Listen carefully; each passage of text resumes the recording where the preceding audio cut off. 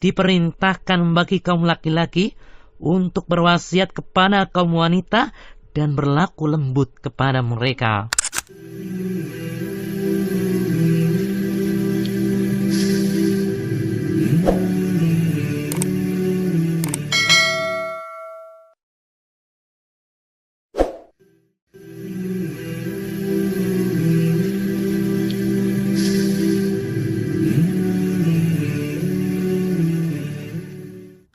Assalamualaikum warahmatullahi wabarakatuh.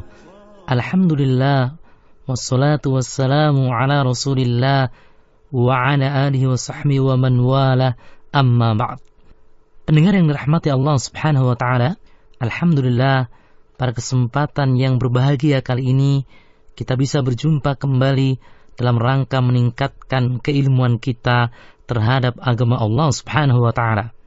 Seperti biasa, kita akan mempelajari rubrik adab Islami, adab-adab yang selayaknya diamalkan oleh setiap muslim di dalam kehidupan sehari-hari. Dan pada kesempatan kali ini, kita akan mempelajari terkait adab terhadap wanita. Pendengar yang budiman, dalam Islam, wanita mempunyai kedudukan yang tinggi. Mereka memiliki hak-hak yang harus ditunaikan oleh kaum laki-laki, sebagaimana laki-laki juga memiliki hak. Dan ketika berinteraksi dengan mereka, ada adab-adab yang telah ditetapkan oleh syariat. Nah, adapun di antara adab-adab berinteraksi dengan kaum wanita yang harus kita ketahui dan diamalkan adalah sebagai berikut. Yang pertama adalah hendaknya seorang laki-laki mengetahui adanya anjuran menikah dan hal tersebut termasuk bagian dari sunnah. Pendengar yang budiman, seorang laki-laki memiliki kecenderungan pada wanita merupakan suatu hal yang fitrah, dan hal ini merupakan tabiat dasar laki-laki. Begitu juga kaum wanita ada kecenderungan kepada kaum laki-laki. Oleh karena itu, syariat Islam yang suci berkeinginan agar fitrah ini diarahkan kepada jalan yang lurus, sehingga menjaga nasab keturunan mereka. Dan juga untuk menertibkan garis keturunan mereka agar tidak seperti hewan ternak yang masing-masingnya bertumpuk. Dan jalan tersebut tiada lain adalah pernikahan. Nabi SAW menganjurkan untuk menikah dan menerangkan sekian banyak faidah dari pernikahan. Karena menikah lebih menundukkan pandangan dan lebih menjaga kemaluan. Dan barang siapa di antara kalian yang tidak sanggup, maka wajib baginya untuk berpuasa, karena puasa akan dapat menjaganya. Hadis ini sebagai bukti bahwa pernikahan adalah bagian dari syariat Islam. Ketika seorang pemuda telah mampu untuk menikah, maka hendaknya segera menikah untuk menghindari hal-hal yang tidak diinginkan. Pendengar yang dirahmati Allah subhanahu wa ta'ala, hidup membujang dan berpaling dari pernikahan bukanlah termasuk dari petunjuk para rasul. Imam Ahmad rahimahullah berkata, hidup membujang bukanlah bagian dari perkara Islam. Diwajibkan untuk menikah bagi orang yang telah mampu atasnya dan takut pada jiwanya akan perbuatan keji, sedangkan jiwanya menampakkan keinginan yang sangat kepadanya, dikarenakan jika tidak dia lakukan, ditakutkan atasnya akan terjerumus ke dalam perbuatan yang keji, seperti zina dan selainnya, dan hal itu haram. Nah, itulah pendengar, adab yang pertama berkaitan dengan interaksi terhadap kaum wanita, yakni adanya anjuran untuk menikahi para wanita. Karena secara fitrah, laki-laki memiliki kecenderungan terhadap wanita, dan wanita pun memiliki kecenderungan terhadap laki-laki. Kemudian adab yang kedua adalah mempergauli wanita dengan cara yang ma'ruf. Adapun perintah mempergauli kaum wanita dengan cara yang ma'ruf adalah tertera di dalam firman Allah Ta'ala di surat Al-Baqarah ayat yang ke-228, walahunna mithlul ladzi 'alaihinna bil ma'ruf. Dan bagi kaum wanita hak yang seimbang sebagaimana kewajiban mereka dengan cara-cara yang ma'ruf. Maksud dari ayat ini adalah kaum wanita mempunyai beberapa hak dan juga kewajiban atas suami mereka sebagaimana suami mereka mempunyai hak yang wajib maupun sunnah.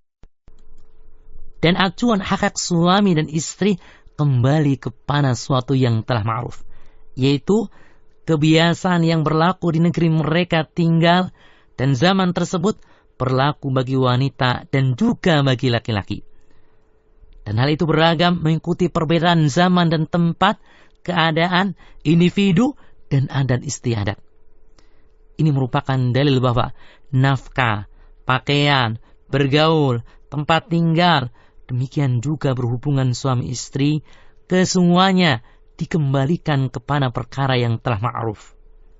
Ibnu Abbas radhiyallahu anhuma mengatakan, sesungguhnya saya menyukai berhias bagi istriku sebagaimana istriku berhias di hadapanku, dikarenakan Allah Subhanahu wa taala berfirman, dan bagi kaum wanita hak yang seimbang sebagaimana kewajiban mereka dengan cara-cara yang ma'ruf. Pada hadis sahih riwayat Ahmad dan Abu Dawud dari Muawiyah bin Haidah radhiyallahu anhu, ia berkata, seorang bertanya kepada Nabi Muhammad SAW, apakah hak seorang wanita kepada suaminya? Nabi SAW bersabda, engkau memberinya makan apabila engkau makan, memakaikannya pakaian apabila engkau memakai pakaian, tidak memukul wajahnya, tidak memburukannya, dan tidak memboikotnya kecuali di dalam rumah. Demikianlah pendengar, adab terhadap wanita yang kedua, yaitu mempergauli wanita dengan cara yang ma'ruf, yakni yang sesuai dengan kebiasaan negeri mereka tinggal, yang tentunya hal tersebut tidak bertentangan dengan syariat. Kita lanjutkan pada adab berikutnya, yaitu adab yang ketiga adalah berwasiat dan berlaku lembut kepada wanita.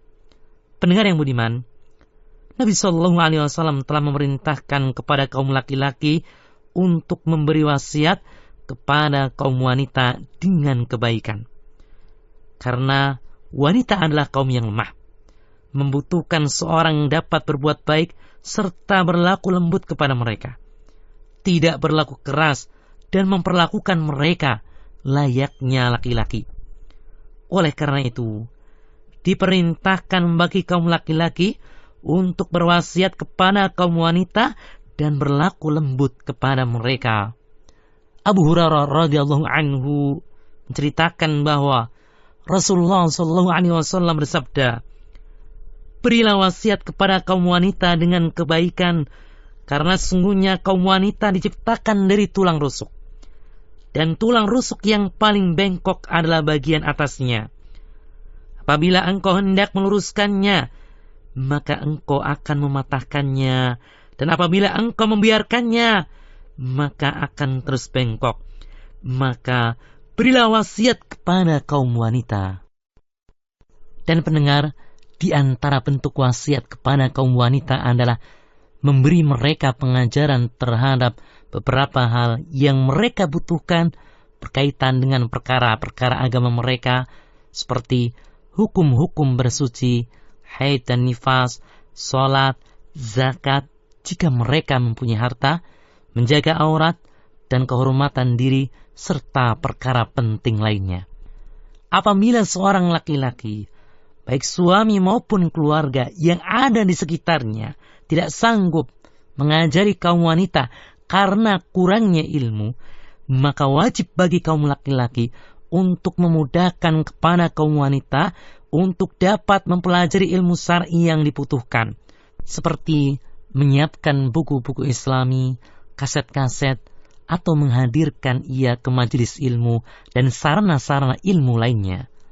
Kemudian pendengar, di antara bentuk wasiat kepada kaum wanita adalah mendidik mereka dan mewajibkan mereka menegakkan segala kewajiban yang telah diwajibkan kepada Allah Subhanahu wa taala bagi mereka. Allah Subhanahu wa taala berfirman dalam surat Toha ayat yang ke-132, wa'mur ahlaka bis-shalah wastabir 'alaiha. Dan perintahkanlah kepada keluargamu untuk mendirikan salat dan bersabarlah engkau dalam mengerjakannya. Apabila seorang wanita yang ada dalam tanggungan kita, baik anak, saudara maupun istri, melalaikan pelaksanaan kewajiban atau bermaksiat, maka sepantasnya seorang laki-laki atau suami sebagai pemimpin terhadap wanita dapat mendidiknya dengan sesuatu yang dapat memperbaiki dan meluruskannya. Dan pendidikan ini terbagi menjadi beberapa tingkatan. Tidak sepatutnya seorang suami melangkah ke tingkatan berikutnya sehingga dia sudah mampu dengan tingkatan sebelumnya. Allah Subhanahu wa taala berfirman dalam surat An-Nisa ayat ke-34 yang artinya, dan wanita-wanita yang kalian khawatirkan kedurhakaannya, maka nasihatilah mereka dan pisahkanlah mereka di tempat tidur mereka, lalu pukullah mereka. Dan apabila mereka menaati kalian, maka janganlah kalian mencari-cari jalan untuk menyusahkan mereka. Sungguhnya Allah adalah zat yang maha tinggi lagi maha besar. Di dalam ayat tersebut terdapat pengajaran dari Allah Subhanahu wa taala terhadap laki-laki untuk memperbaiki seorang wanita dalam 3 tahap atau tingkatan.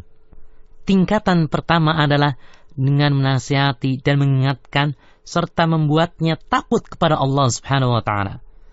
Tingkatan kedua dengan memisahkannya dari tempat tidur jika ia adalah istrinya. Tingkatan ketiga dengan memukul dengan pukulan yang tidak sampai melukai. Pukulan pengajaran, bukan pukulan untuk melampiaskan rasa amarah dan kemurkaan. Pendengar yang dirahmati Allah Subhanahu wa taala, demikianlah beberapa adab-adab terhadap kaum wanita. Masih ada beberapa adab lagi yang perlu kita pelajari, dan insyaallah akan kita bahas pada edisi berikutnya. Semoga apa yang telah kita pelajari bisa bermanfaat. Wallahu a'lam. Wassalamualaikum warahmatullahi wabarakatuh.